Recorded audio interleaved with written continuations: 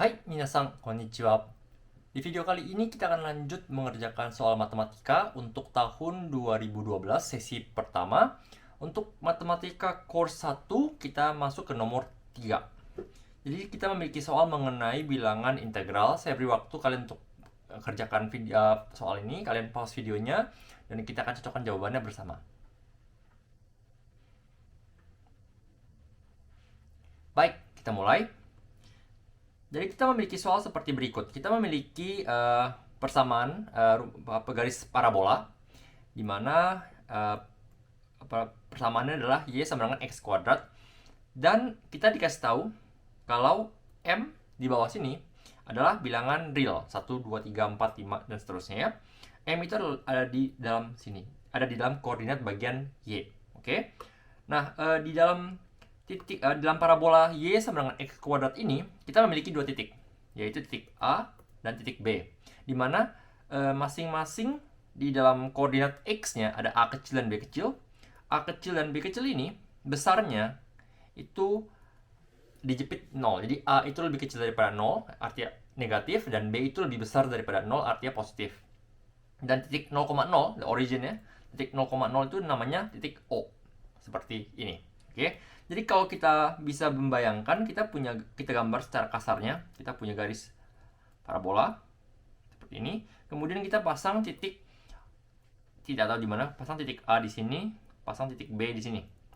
Seperti ini ya. Jadi A itu ada sebelah kiri, B sebelah kanan. Dan titik originnya itu ada di titik 0,0, namanya O. Oke. Nah, kita punya persiapan seperti ini. Sekarang kita masuk ke dalam soalnya. Nomor 1, kita ditanya, seandainya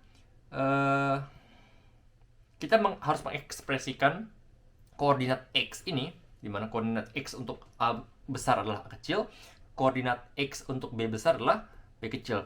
Di sini kita mau menggunakan M. Ya, kita mau menulis koordinat x ini menggunakan M. Jadi bagaimana cara kita menulisnya? Jadi A itu sama dengan berapa, B itu sama dengan berapa. Ini tujuan akhir kita.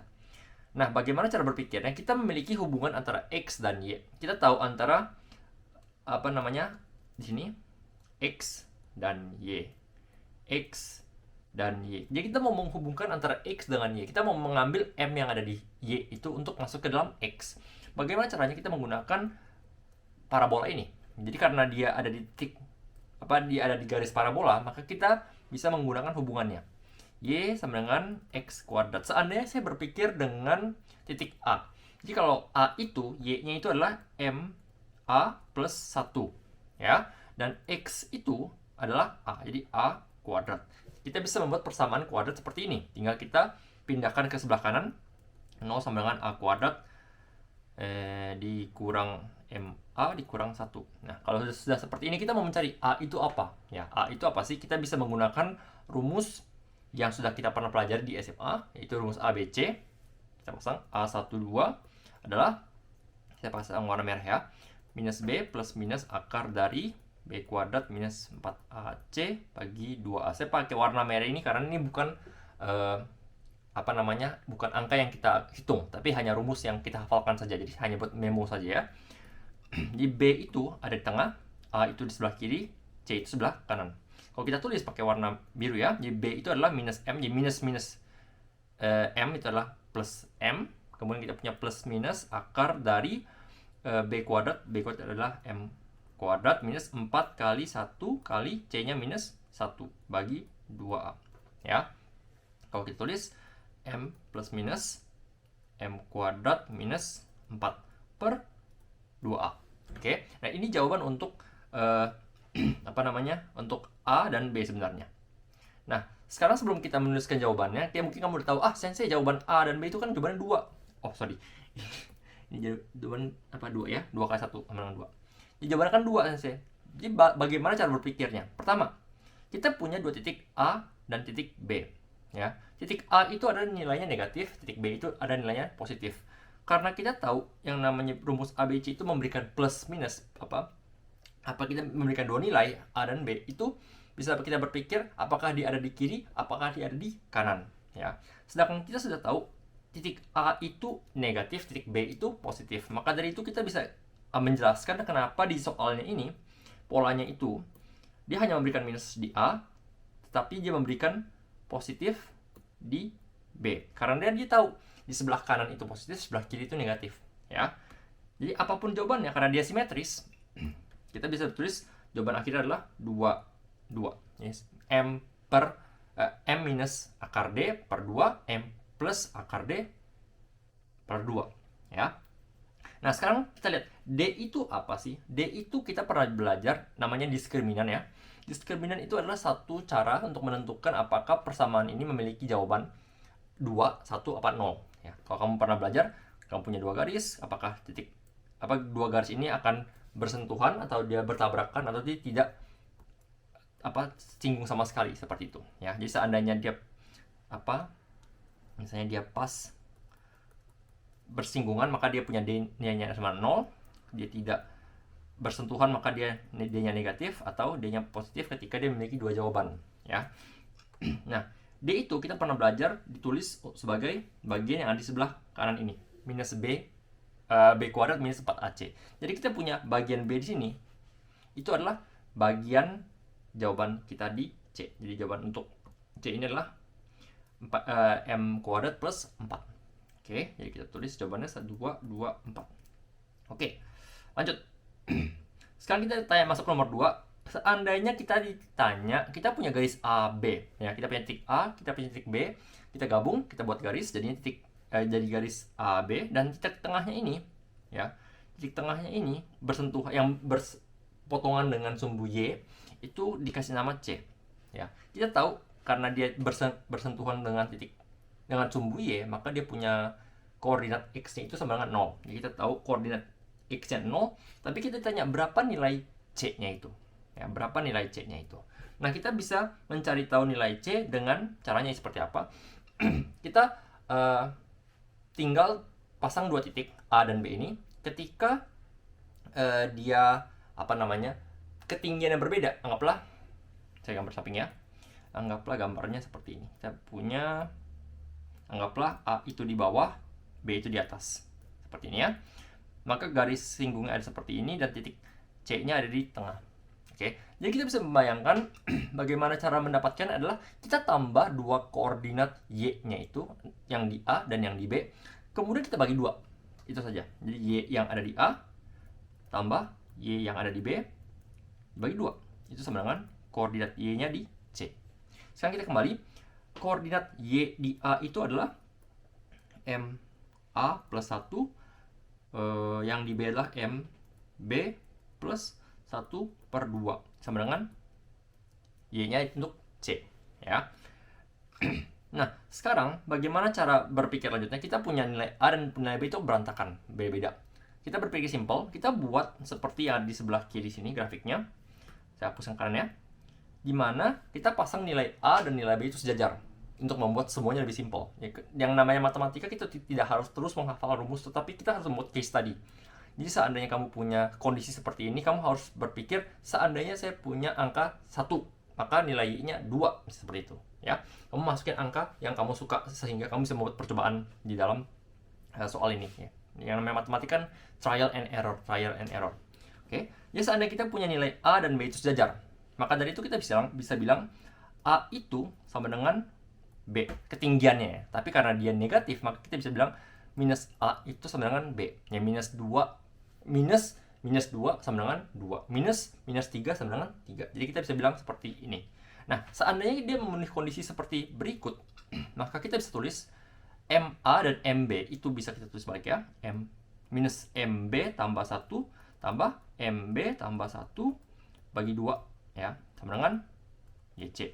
Dan kita bisa coret habis MB-nya karena dia sama. Kamu mau buat MB atau membuat MA tetap sama aja. Tetapi poinnya adalah MB dan MA itu sama besarnya dan habis. Dan kita bisa dapat 2 bagi 2 sama dengan 1. Dan ini adalah ketinggian C-nya. Ya, jadi mau kamu punya titik itu ada di manapun, titik A itu lebih tinggi dari titik B, B itu lebih rendah dari A, atau sejajar, dia pasti akan bertabrakan di titik 0,1 di tengah. Seperti itu. Oke. Jadi titik 0,1 itu ada di C. Oke. Lanjut. Masuk nomor terakhir, ketiga, di mana kita ditanya mengenai luas. Jadi kita punya segitiga OAB.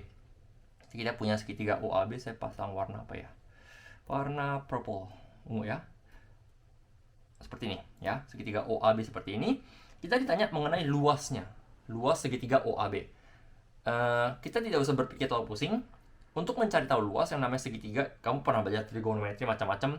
Tetapi karena ini matematika course 1, kita tidak usah berpikir terlalu susah, kita berpikir gampang aja. Seperti anak SD, segitiga luasnya itu adalah setengah kali alas kali tinggi. Oke, jadi kamu nggak usah membuat segitiga yang aneh-aneh, nggak usah buat segitiga seperti ini, karena akan sangat susah hitungnya. Jadi kamu buat segitiga siku-siku seperti biasa yang ada di gambar. Nah, kita punya alasnya itu adalah panjang AB, tingginya adalah OC. Jadi saya tulis di samping ya. S itu adalah setengah kali alas kali tinggi. Kali alas kali tinggi ya. Jadi alasnya itu adalah panjang OB dan tingginya OC. Dan kita punya panjangnya AB ya, A ke B itu adalah selisih jarak ya. Kamu pernah belajar di SMP kelas 2 ya pelajaran ini. Jarak itu kamu bisa mendapatkan dari koordinat B dikurang dengan koordinat A. Ya, selisihnya berapa? Kalau dia A itu negatif, maka dia akan menjauh lagi. Artinya B minus A jadinya plus A. Tapi pada dasarnya kita punya B minus A selisihnya. Oke, B minus A. Dan OC, tadi kita sudah hitung di nomor 2 tadi, dimana ketinggian C itu mau dia bentuknya seperti apapun, pasti 1 jawabannya. Jadi kita punya jawaban seperti ini, setengah kali B minus A. Dan ini adalah jawaban untuk nomor E. Kita harus pilih yang E itu yang ada di dalam pilihan dari 0 sampai 5. Karena jawaban kita adalah B minus A, maka dia cocok sama seperti nomor 2 ya. Jadi kita punya di sini maru niba. Oke. Dan setelah kita sudah tahu luasnya itu adalah S itu adalah setengah kali B minus A, ditanya lagi, kita mau menuliskan luas ini dalam bentuk M ya. M itu tadi apa? M itu bisa kita tulis seperti apa ya? Kita bisa pakai hubungannya ini ya, A dan B seperti itu. Oke, jadi kita tulis di sini S sama dengan setengah, saya tulis agak tinggi ya, B kurang A, di mana B itu adalah M tambah ya, tambah akar D bagi 2 kurang M kurang akar D bagi 2. Kita hitung, jadinya apa ya, M-nya habis, akar D di 2 akar D setengah kali 2 akar D bagi 2, jadi 2-nya habis.